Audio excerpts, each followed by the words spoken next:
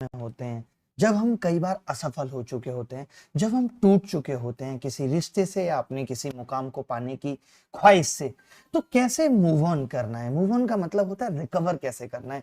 लोग कह देते हैं वक्त विल हील एवरीथिंग, जख्म भर देगा वक्त, लेकिन ऐसा हम नहीं कर पाते।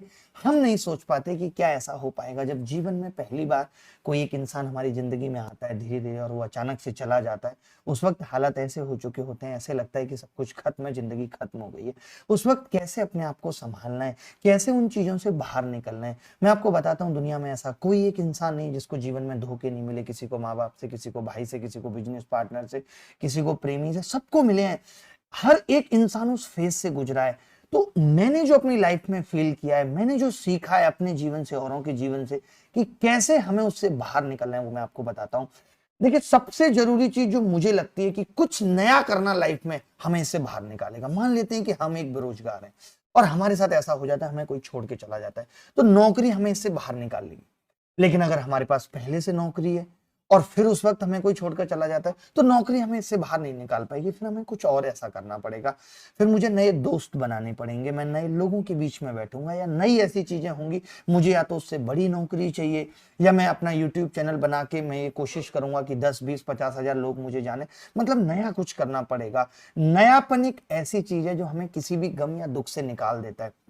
जिस वक्त हम इन चीजों से गुजर रहे होते हैं, इस दौर से गुजर रहे होते हैं, उस वक्त अगर कुछ नया हमारे जीवन में हो जाता है तो हम शायद भूलने में बहुत आसानी रहती है। और भूलना मैं कहता हूं कि है भी नहीं। हमें ऐसा लगता है, मैं हमेशा एक चीज को कहता हूं कि हम हमेशा ये समझते हैं कि प्रेम का मुकाम शादी है, जबकि किसी चीज का, एक भी ऐसी चीज जिसके रास्ते खूबसूरत हैं, प्रेम करना एक प्रोसेस है, एक जर्नी है, और उस जर्नी को हमने बहुत अच्छे से जिया है। तो उस जर्नी से ये उम्मीद रखना कि अब किसी मंजिल पर पहुंचना ही है, ये भी गलत है। हमें इतना रियलिस्टिक लाइफ में बनना पड़ेगा कि जिस वक्त, जिस दौर में हम जिए, हमने बेहतर जिया। हम क्या करते हैं कि जीते कम है। आज वो सेल्फी वाला ट्रेंड आ गया है। हम क्या करते हैं, आज हम किसी के साथ हैं या हम अकेले भी हैं, तो हम जहां हैं उस चीज को एंजॉय ना करते हुए सिर्फ सेल्फी सेल्फी खींच रहे हैं। इससे हो क्या रहा है कि अब मुझे ये पता चला कि मैं उस जगह दोबारा नहीं जा सकता, तो मैं उस सेल्फी को देख के दुखी हो रहा हूं।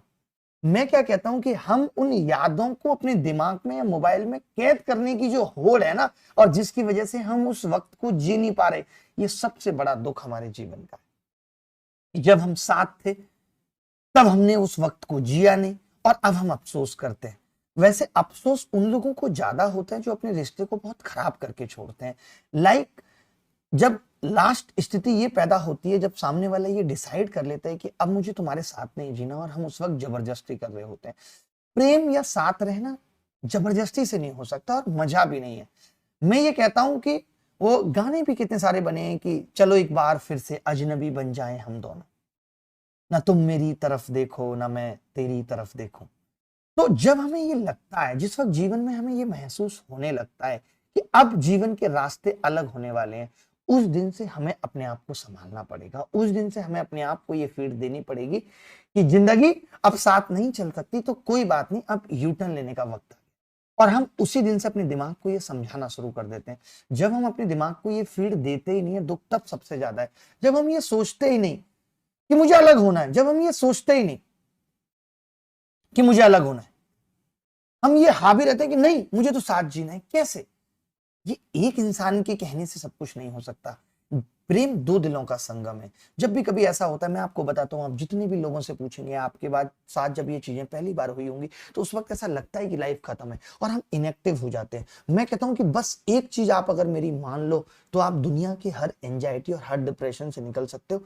इनएक्टिव नहीं होना। जो लोग ऐसी स्थिति में एक रूम में बंद होकर सिर्फ ऐसे गाने सुनते हैं जो उन्हें जिंदगी में और दुखी होने पे मजबूर करते हैं, ये लड़की बहुत याद आती